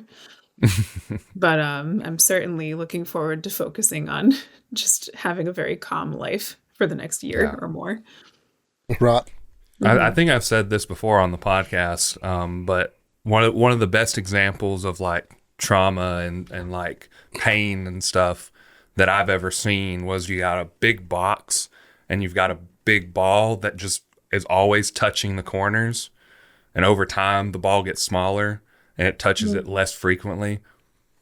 So like eventually, like it was like several panels long. I think it was like an illustration, but it was basically just like, eventually it's like touching occasionally. Eventually it gets small enough to where it's just like it hits one time and then it goes several, minutes or so and it hits again, like so on and so forth. But it's just like, it just takes time. Yeah. Time. I don't necessarily believe that time heals all wounds. You hear that, but like time helps. Work helps. I think that's something that has to be worked on. I think you got to want therapy. I think, those things. And I know that you're already in. And I know that, your conversation with your therapist was eye-opening for you about this, but I mean, it's so tragic because it takes so much work for the victim to recover from it. Like it's, and it's like you have to relive being victimized over and over and over and over again to get better. And that's really hard and it sucks. But and then the person that did all of it won't think about it in a year or two. And that's the worst part about it, is that they just go on about their lives. Like another example of things is like some bully says something mean to you as a child and you hang on to that your whole life because it hurt you so bad.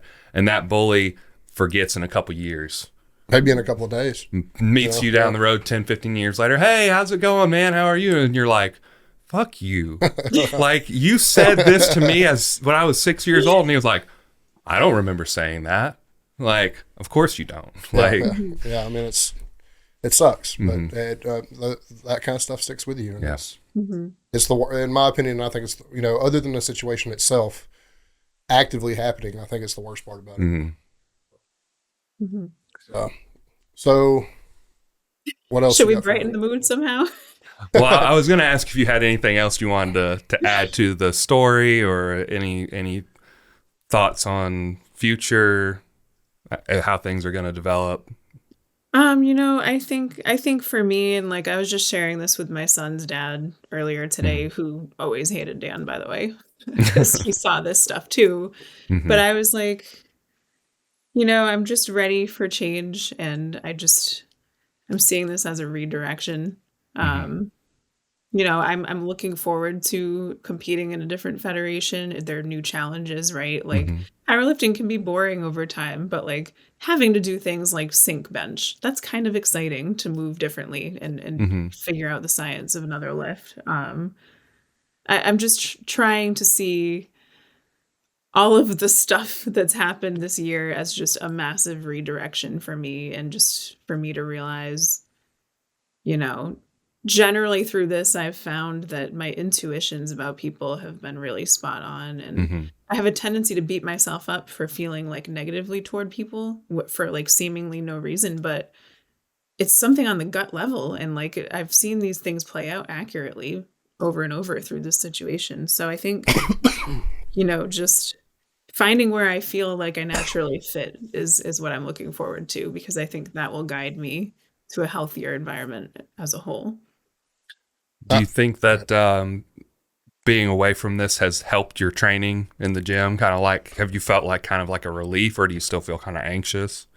I have, because something I didn't touch on earlier is that like it was extremely difficult to enter my gym surrounded by people who didn't believe me for some time. And in fact, like my very last heavy lift before nationals, like I was looking around the room trying to find a spotter, and like none of those men wanted to fuck with me, or at least that's how it felt, like that might not be 100% true, but I felt like I was in a room full of people who thought I was crazy and like didn't want to even interact with me. And luckily, like somebody recognized me and helped out, and like that was a very healing interaction. But yeah, I think like having aired out the evidence, the vibes have totally changed. Like I'm showing up to the gym happier. Like people have been a bit more understanding of me. And I can feel that it's much lighter now, thankfully. Cause like, I just want to train. Like I want to get stronger. I don't want to have to carry this burden into the gym every day. So yeah, like I'd be lying if I said that I didn't consider quitting many times, just because like the feeling of just like public shame walking into a place that used to give me strength was really hard for a while, but I don't feel that anymore. And Good. I'm so happy to just be back. Do you feel like training. Do you feel like, or I guess, have you lost any of those friendships, or did most of them kind of like turn around and kind of like patch things up, or did it ruin some friendships for you? I'm a very forgiving person, even if I don't come off that way, from a distance. But yeah, it has like really improved relationships overall with people. Some people don't want to talk about it or don't want to reach out to me, and that's fine. But yes, like there are certain people I'll never look at the same, and that's an unfortunate fact. But overall, like I think people understood really quickly that they fucked up. Yeah. And the people who have values aligned with mine owned it and apologized, and like that has been so great. Kind of shows you who your real friends are in a way. Kind of like the people that were there, like even if they messed up, they admitted it, and they were just like, "Hey, my bad. I was wrong. You were right." Like that takes a lot for anybody to own up to a mistake, especially of that magnitude. Yeah. So, I don't mean to draw out a painful conversation for you or anything like that, but one thing that's really important to me is to make people aware of resources and and the ability to get out of these situations and stuff like that. So what I'm going to ask is, what advice first would you have for somebody in an abusive relationship that needs to get out? And then also, me and Nathan have plugged some, I think, on your episode, but are there resources that you're aware of they can reach out to easily that can help you, that maybe can get this stuff moving a little bit faster and a little bit more in their direction, I suppose, because it is, like you said, you were just in court Tuesday. I know it's a process and it sucks because you have to relive all these things, but I think that's something that people need to know. So your advice and your resources for people experiencing the same thing. Mm-hmm. Such a loaded question. The one thing I recommend just internally that I did for myself that gave me data to look back on when I was in the fog is journal. Write down the facts of things that happen so that 2 days later, when you're deluding yourself and making excuses, you can pull up that note in your phone and read the facts of what had happened to you and say, okay, no, this is not love. And just keep writing that, like it's almost like love notes to yourself, right? I started to accumulate quite the Word document of things that he would do. And it helped. I think one thing that happens is, you share things with your friends and they get fed up and they're like, what the hell? Why aren't you leaving? Just keep sharing with them. Because I think for me, I started sharing less over time because I was still with him. And it felt like a loyalty dilemma at times to share things with my friends. But, I had that one vocal friend who just didn't back down and said, no, this is wrong. You're being abused. How long are you going to do this? And just keep holding me accountable.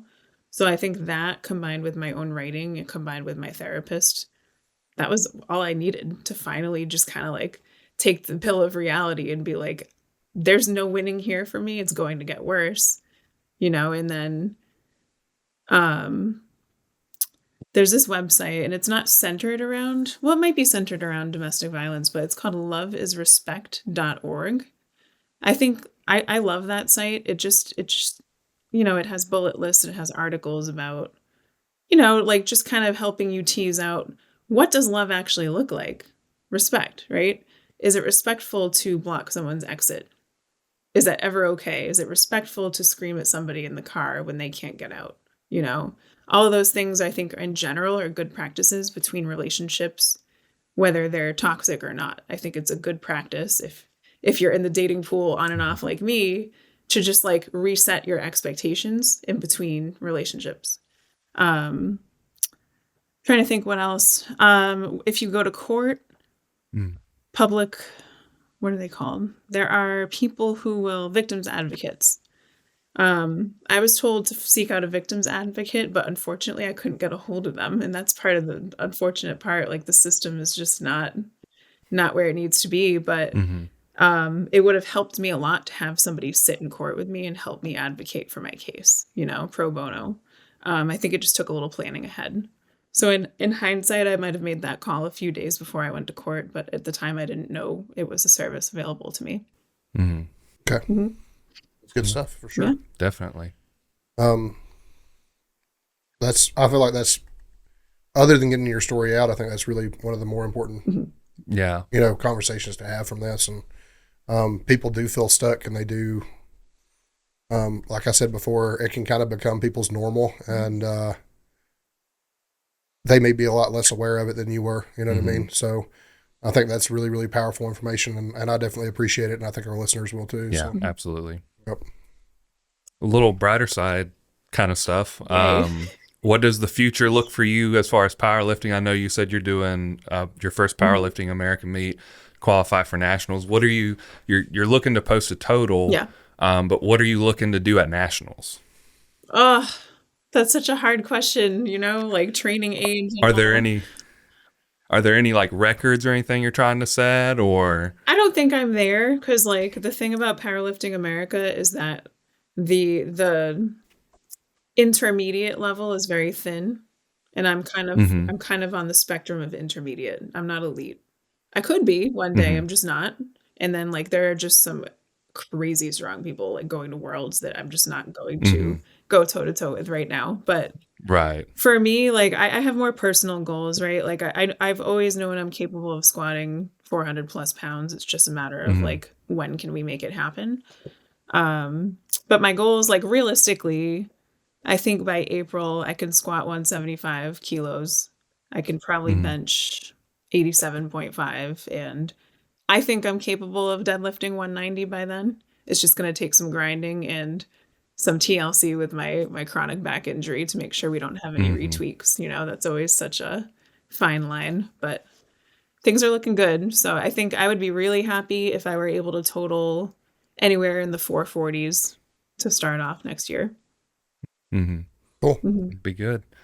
As someone who also suffers from lots of back problems, what are you doing to kind of help that? Are you doing anything interesting or unique that is making like giving you some sort of relief, or are you kind of just doing the stretching, the core building stuff, kind of like the basics? We've gone through phases. So the thing that's great about my coach is she's a doctor of physical therapy and she specializes in powerlifting. So she's quite literally exactly what I need. Um, but we fix a lot of things through movement, right? Movement is medicine. And then her philosophy, which I believe to be correct, is that there's an appropriate dosage of training stimulus where if you overdose it, that's where you get tweaks and that's where you get injuries and get in cycles where you can't hit momentum, right? So like whenever I've had a tweak, we pull it back, do the bare minimum to get by, and then when the pain subsides, we build again. And that just as a very basic principle has worked really well. But currently, like being able to transition doing barbell RDLs into now conventional deadlift with no pain is a massive win for me. I'm doing a lot of reverse hypers for reps as like a rehab tool after I lift. I love the SSB. My body loves the SSB bar. I don't know. I feel like that's typically used for bigger guys, but like I don't know. It's just the way I'm built. Like I love me an SSB squat. I mean, for me, And then like we're just doing a lot of tempo. tempo stuff. For me, like the SSB bar and high bar are so very similar, and like that was one of the reasons why we made the transition from low bar to high bar, is because SSB was my secondary squat.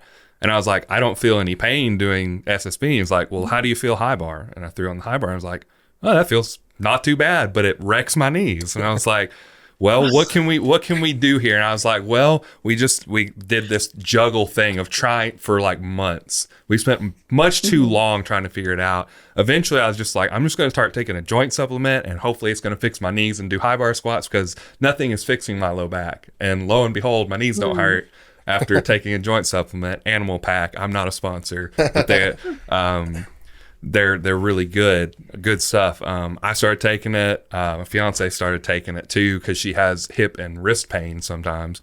She doesn't feel any joint pain anymore. Like we're both just like feeling great. So we've been very fortunate that was the fix. But yeah, Yep, I need a joint supplement.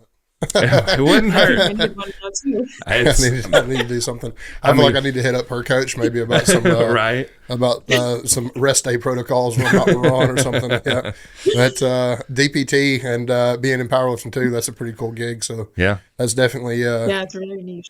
a huge tool. I'm sure that's a big help. That's such a niche too that like I can imagine like very specific people come to you, but the people that come to you like it's like you're exactly what I need. So it's really cool. One thing. I'm not an easy athlete. Oh yeah. No, go you're ahead. good. Go ahead. Go ahead. I was gonna say I'm not an easy athlete in the sense that my training age is pretty advanced. And I've unfortunately had a couple different injuries. Yeah. So it's just like it's like a big jigsaw puzzle figuring out how to keep me in one piece and going up. Yep. But I think that's a lot of us. Yeah, I know all about that. Yeah, that's the life I'm living. Unfortunately, we're not in our 20s anymore. And oh man, to be fair, I'm much stronger and more put together in my 30s than I am. I can say with a great deal of confidence I'm much better in my 30s than I was in my 20s. But one interesting thing, and I don't know if you've ever seen anything or if you think it's kind of like a joke maybe, but flow rope for your low back. Have you ever seen any flow roping done? I haven't. It's very interesting. It's just The like David Weck flow rope stuff. is David. I know it from Ensema. Okay. Ensema is the one who posted it, and he's like, "This helps me relieve a lot of stress in my low back when my lifts and stuff like that." And I tried it one day, and I don't know if it did anything for my lower back, but it was fun. It was definitely a different type of skill. It's all about momentum and like balance, and it's mostly just a lot of torso rotation. Yeah. While you're holding a slightly weighted rope, and you can get heavier ropes and stuff like that. There's a whole thing. But I was like, I'm just buying a cheap one off Amazon. I'm not spending $50 on this crazy rope just to try it. But it's fun. It's super interesting, and it's definitely like kind of like an activity I could see myself doing just as like a thing to learn, to kind of just like learn new things. But I don't know if it's going to be beneficial for my low back. I haven't been practicing it as much as I should, but I do find it fun and interesting. So. I may have become a believer in massage therapy this week. I got my first work done ever. I've avoided massage therapists like the plague for a long time. Yeah. And I have a client, and I was like, elbow tendonitis is unbearable. Can you do anything about this? And she's like, hell yeah, man. And like worked on my elbows for like 20 minutes. And my triceps, biceps, brachialis, the whole nine. I'm like, instant relief. And I was like, shit. It's like, this was such low hanging fruit for so long. And I just ignored this as being a possibility to make me feel better. And I'm one of those people, like, I really don't care about the science behind something. If something's 100% placebo, if it helps, I don't care why. Like, right. 100%. If you feel like you're doing better, like, great. Like, that's good for you, man. Let's do it. But I like the one person in powerlifting that's never had a massage ever or anything like that. And I'm like, this is a little life changing. I've never done it before either. So I'm with you there. Just worked on my arms, man. And it was like night and day different. And I was like, I feel like I just need it in my back. That's the only place that's ever like super tight. But I had one other thing that I wanted to ask, and my brain just blanked on it. That's okay. I got something, and you can be brief on this too. But I mean, all of our listeners, I'm assuming will follow you. I would hope so. You made us aware of your story and whatnot. But what's life look like for you outside of powerlifting and everything? And you don't have to be too personal at all. I just get to know you better, kind of thing. So. Yeah, I love that. So I'll give you, the trifecta, the mom life, the hobbies, and the career. But I have a 6-year-old son, and I have him 50-50 with his dad. We're pretty close by geographically. So that's been fun. He's in first grade this year, and oh my God, the growth at this age is crazy. He can read now. He just like whipped out a book the other night and read it to me. It was the best. I